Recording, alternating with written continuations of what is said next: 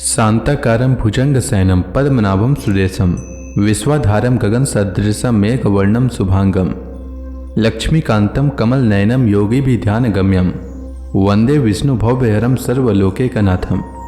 मंगलम भगवान विष्णु मंगलम गरुणध्वज मंगलम पुंडरीकाक्ष मंगलाय तनोहरि। ओम नमो भगवते वासुदेवाय। आज का दिन आप सभी के लिए मंगलमय हो।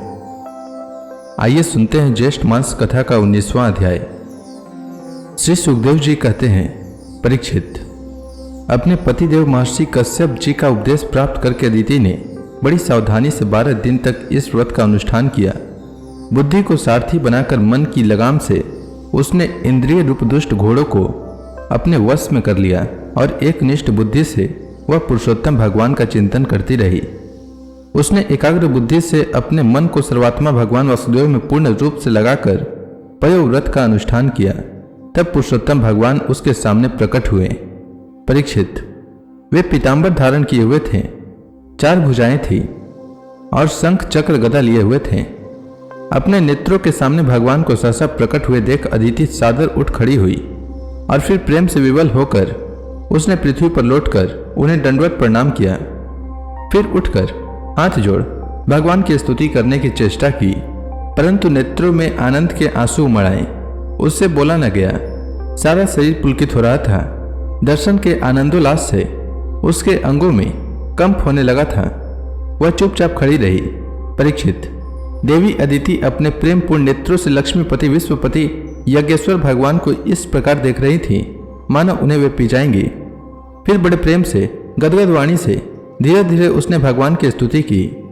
अदिति ने कहा, आप यज्ञ के स्वामी हैं और स्वयं यज्ञ भी आप ही हैं। हे नारायण, आपके चरण कमलों का आश्रय लेकर लोग भव सागर से तर जाते हैं। आपके यश कीर्तन का श्रवण भी संसार से तारने वाला है। आपके नामों के श्रवण मात्र से ही कल्याण हो जाता है। आदि पुरुष जो आपकी शरण में आ जाता है उसकी सारी विपत्तियों का आप नाश कर देते हैं। भगवान, आप दीनों के स्वामी हैं। आप हमारा कल्याण कीजिए। आप विश्व की उत्पत्ति, स्थिति और प्रलय के कारण हैं और विश्व रूप भी आप ही हैं। अनंत होने पर भी स्वच्छंदता से आप अनेक शक्ति और गुणों को स्वीकार कर लेते हैं। आप सदा अपने स्वरूप में ही स्थित रहते हैं। नित्य निरंतर बढ़ते हुए पुण्य बोध के द्वारा आप हृदय के अंधकार को नष्ट करते रहते हैं।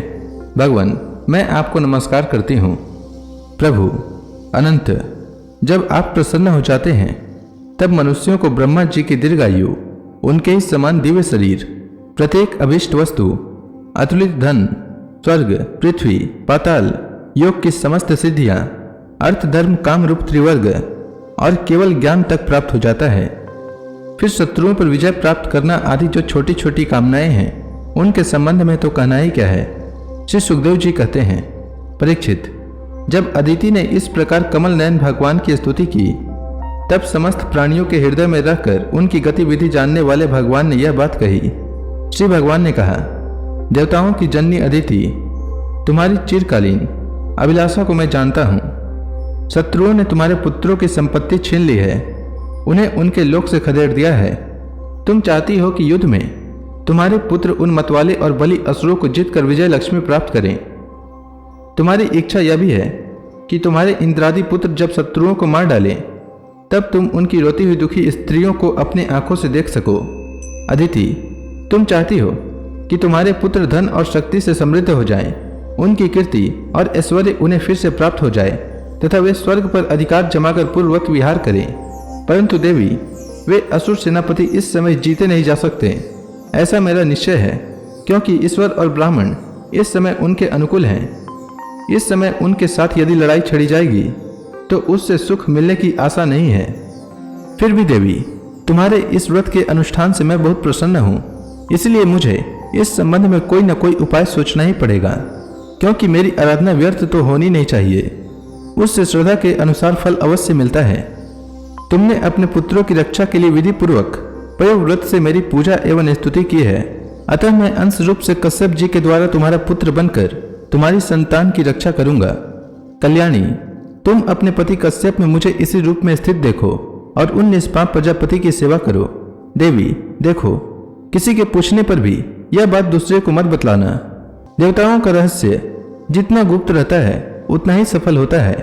श्री सुखदेव जी कहते हैं, इतना कहकर भगवान वहीं अंतर्धान हो गए। उस समय अदिति यह जानकर कि स्वयं भगवान मेरे गर्भ से जन्म लेंगे, अपनी कृतकृत्यता का अनुभव करने लगी। भला यह कितनी दुर्लभ बात है। वह बड़े प्रेम से अपने पतिदेव कश्यप की सेवा करने लगी।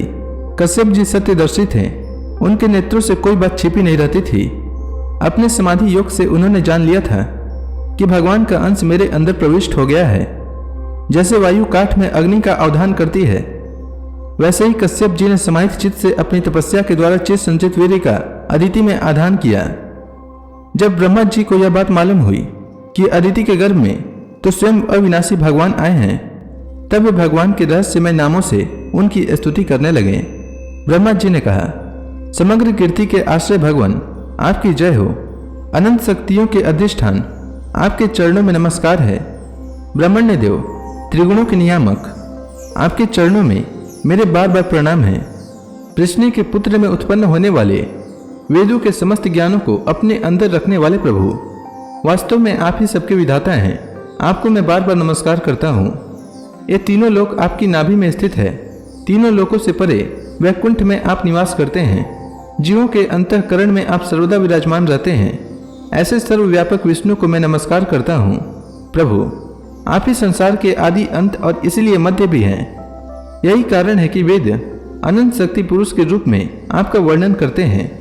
जैसे गहरा स्रोत अपने भीतर पड़े हुए तिनके को बाहर ले जाता है, वैसे ही आप काल रूप से संसार का धारा प्रवाह संचालन करते रहते हैं। आप चराचर प्रजा और प्रजापतियों को भी उत्पन्न करने वाले मूल कारण हैं।